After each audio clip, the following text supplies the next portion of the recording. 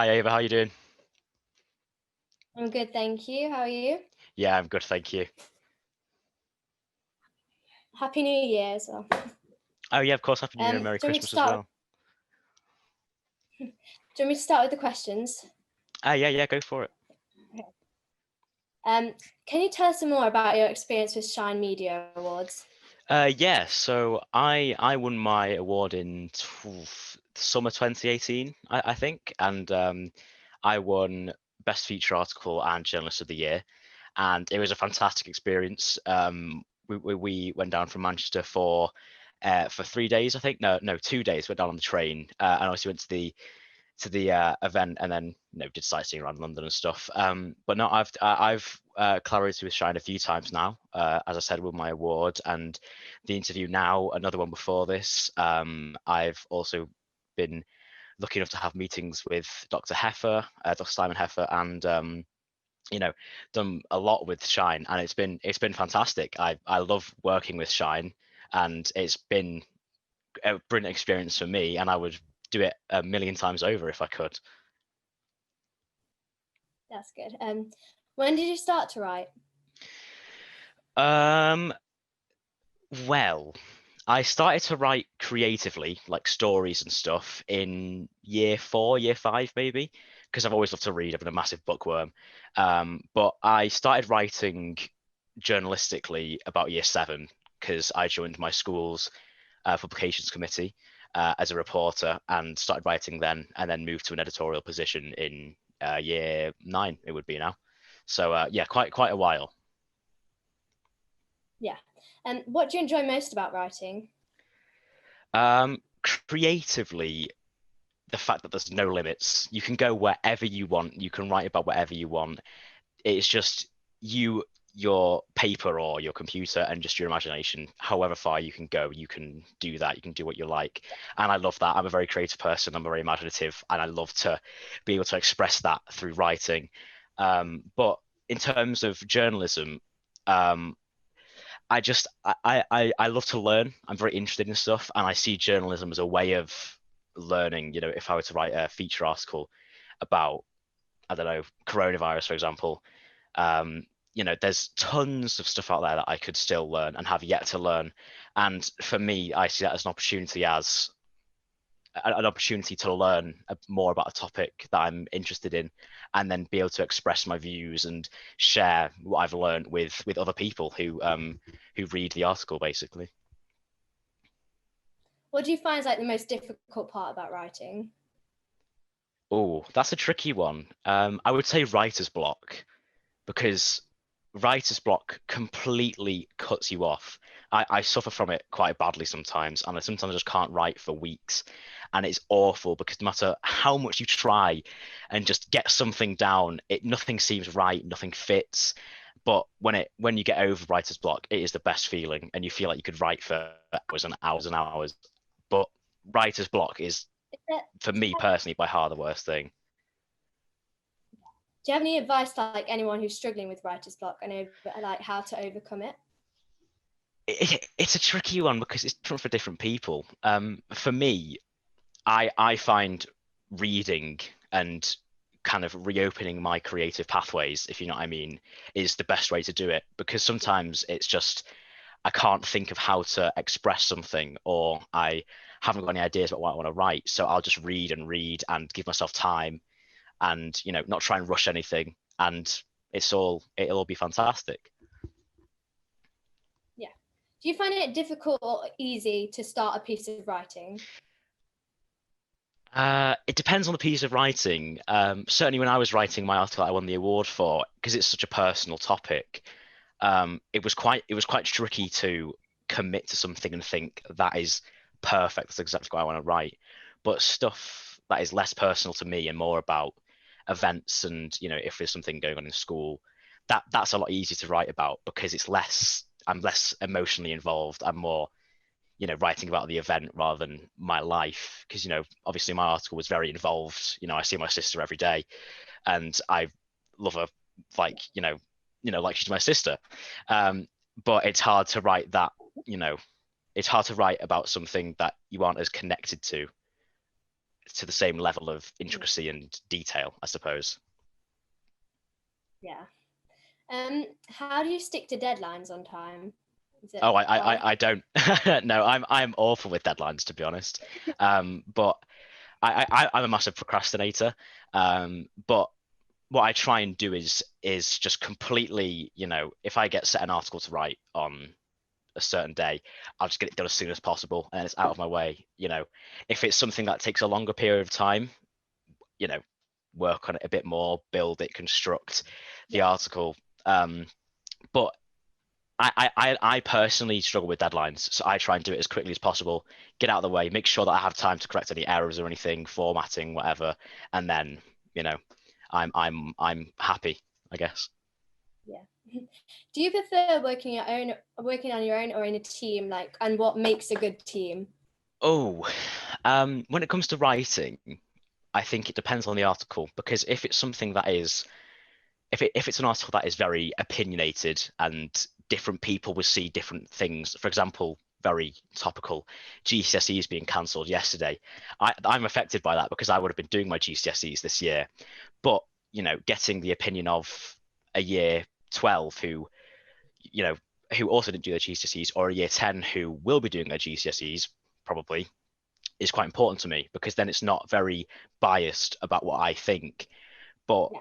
articles which less people will be knowledgeable on, say my article I won the award for, because obviously very few people are well versed in gender dysphoria. I'm not even that knowledgeable about it. I only know as far as I've gone with my sister. So I think there's a time and a place for it, and in the correct time and place, it is fantastic and it works brilliantly.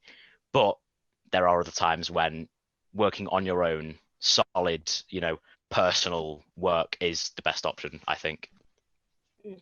What makes the winning publication, do you think? A winning publication. Well, I would say there's a few things. A lack of bias, I think, is really important.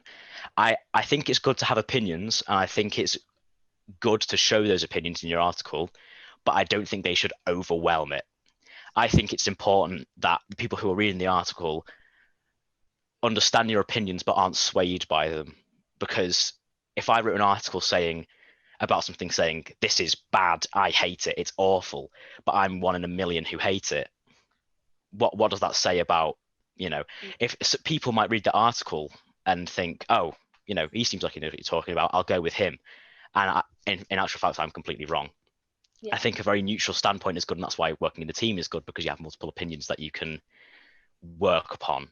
And I suppose also, just good writing in general. It's something that can be learned. Definitely, good writing is a skill, I think, and not waffling, not just chucking in unnecessary stuff. Be very precise. Only say what needs to be said, and stuff like that. Get other people's opinions on it. Get your mum to read it, your dad to read it, your teacher, your friends, your grandparents. Get constructive criticism and just build from there, work on it until it is, in your opinion, spot on.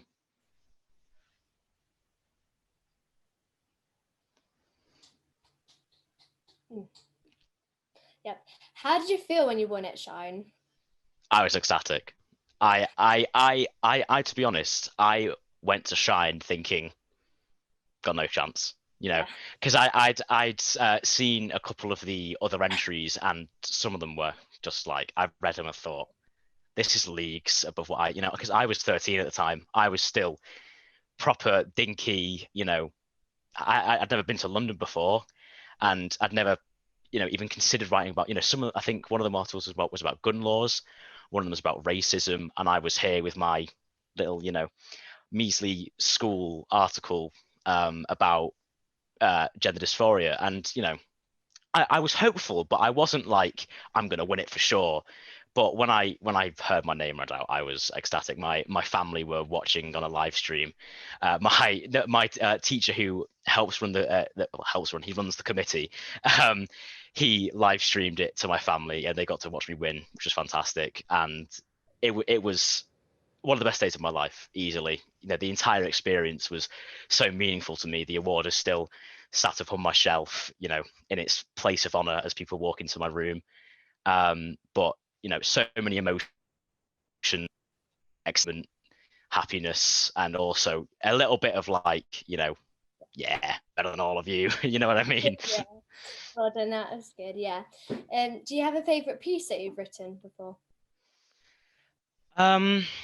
I mean, obviously the main contender is the article I won the award for, but I've also written articles on on video games because I'm a gamer myself, and I'm a firm believer that they are useful. I know the media often portrays them as like awful, and I understand that they aren't.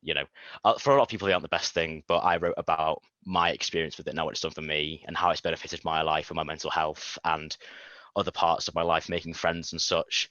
I wrote about, I did write an article about the Black Lives Matter movement when it was kind of at its peak in summer, but I didn't end up publishing that because I thought it was a bit, I didn't feel comfortable talking about it from my perspective as a white, privileged male. I'm basically as privileged as they come, so I didn't feel comfortable talking about it. But writing that, I felt, it was nice talking about it, but I didn't want to publish that. So I would say one of those three articles I think is my favorite piece that I've written so far. Yeah. What is the best part of working on a school newspaper? The opportunities you get by far. Yeah. I've met uh,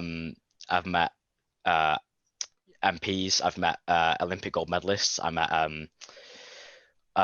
Laura Kenny, who is an Olympic cyclist, I believe. I've met, I've been to London, obviously. I've been to tons of events to report on them, and that for me is the most important part because I'm experiencing the world outside of what I normally would see. If I had never joined the committee, if I'd never started writing, never would have met these people, never would have been to Shine, never would have done any of this. And it's all possible because I took that step and tried journalism and loved it.